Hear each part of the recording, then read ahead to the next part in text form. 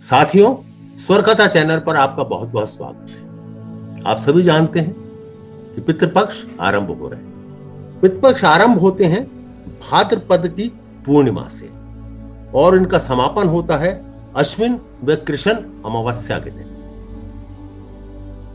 इस वर्ष 20 सितंबर यानी कि आने वाले सोमवार से पितृपक्ष आरंभ होंगे और इनका समापन होगा 6 अक्टूबर 2021 में, यानी कि कुल 16 दिन। हिंदू धर्म में पितृपक्ष का बहुत ही खास महत्व है। मृत्यु के बाद यह माना जाता है कि पूर्वजों का समय समय पर सम्मान किया जाना चाहिए, उनकी याद करनी चाहिए और श्राद्ध पक्ष जो आता है उनके प्रति कृतज्ञता जाहिर करने का और उनके निमित्त दान करने का ही एक पर्व है। मान्यता यह भी है कि यदि श्राद्ध न किया जाए तो मरने वाले व्यक्ति की आत्मा को शांति नहीं मिलती। ऐसा भी माना जाता है कि पितृपक्ष में पितरों के निमित्त दान करने से पितृदोष भी दूर हो जाता है। पितृपक्ष में पितरों को श्राद्ध और तर्पण किया जाता है। शास्त्रों के अनुसार श्राद्ध करने के बाद ब्राह्मणों को भोजन कराया जाता है। यदि ब्राह्मण नहीं हो तो अपने भांजियों को भी भोजन कराया जा सकता है, क्योंकि यह कार्य श्रद्धा से किया जाता है, इसलिए इस समय को श्राद्ध भी कहते हैं। इसके पीछे अनेक कथाएं जुड़ी हैं। त्रेता युग में भगवान श्री राम श्रृंगार कर रहे थे मां सीता का फूलों के द्वारा। तभी इंद्र का पुत्र जयंत कौवे का रूप धारण करके आ गया और उसने मां सीता के चरणों में चोंच मार दी। मां सीता के चरणों से खून निकलने लगा।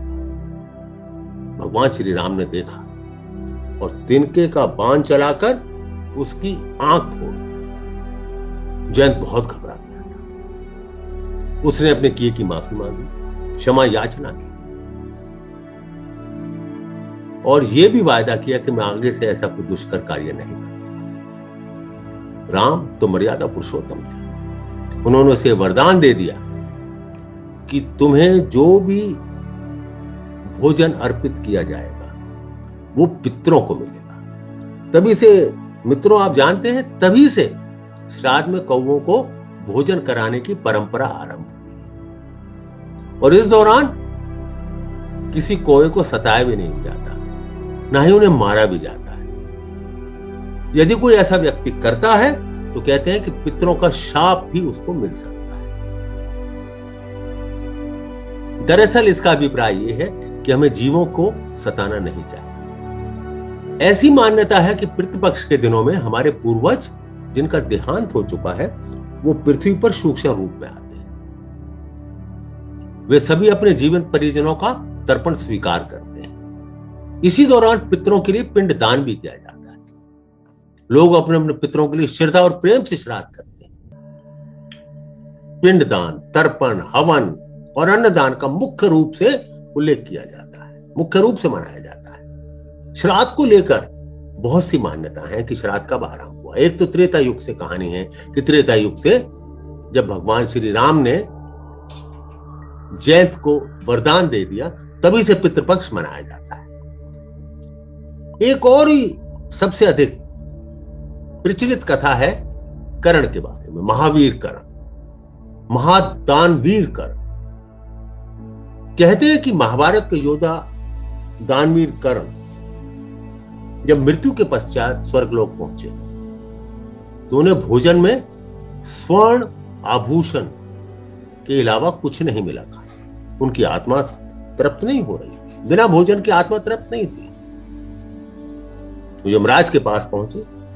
एक ऐसी किंवदंती भी है कि वो देवराज इंद्र के पास पहुंचे और उन्होंने कहा कि मुझे खाने पीने के लिए क्यों नहीं दिया जा रहा, केवल सोने की वस्तुएं क्यों दी जा रही। कर्ण के सवाल में जवाब मिला कि तुमने अपने जीवन काल में सोना ही तो दान दिया, तुमने किसी को भोजन नहीं करवाया। अपने पितरों को, अपने पूर्वजों को भोजन कराते तो तुम्हें यहां भी भोजन की प्राप्ति होती। कर्ण बोला कि मैं तो अपने पूर्वजों को जानता भी नहीं, मुझे तो पता ही नहीं मेरे कौन से पूर्वज हैं। होगा नहीं, अगर तुम्हारे पूर्वज नहीं होते तुम इस पृथ्वी पर, इस मृत्यु लोक पर जन्म कैसे लेते? करण ने कहा कि मैं अपनी गलती सुधारना चाहूंगा। तो स्वर से करण को अपनी गलती सुधारने के लिए मौका दिया गया और उन्हें दोबारा 16 दिन के लिए वापस पृथ्वी पर भेज दिया गया। इसके बाद 16 दिन तक करण ने अपने पूर्वजों को याद किया, उनको तर्पण किया, उनको भोजन अर्पित किया और तभी से इन 16 दिनों को पितृपक्ष कहा जाने लगा। तो इस प्रकार से हम कह सकते हैं कि पितृपक्ष का आरंभ महाभारत काल से हुआ। मित्रों, लोग ये भी मानते हैं कि पितृपक्ष केवल हिंदू धर्म में मनाया जाता है, परंतु यह मिथ्या है। पितृपक्ष या मृतकों की वंदना किसी न किसी प्रकार से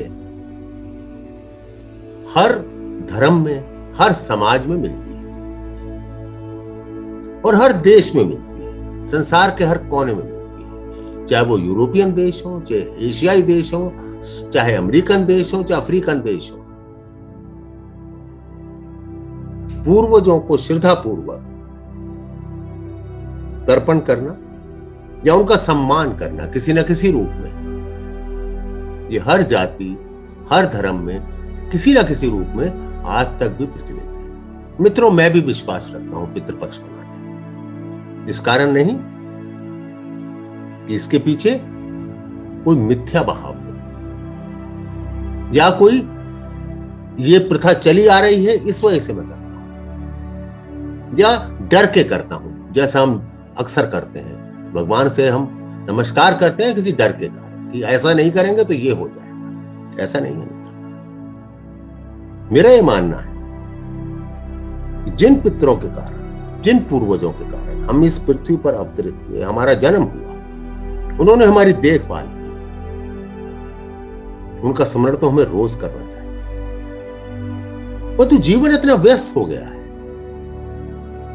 कि शायद हम उनका स्मरण नहीं कर पाते। कम से कम हमारे धर्म में ये 16 दिन ऐसे बनाए गए जो केवल हमारे पूर्वजों को समर्पित है।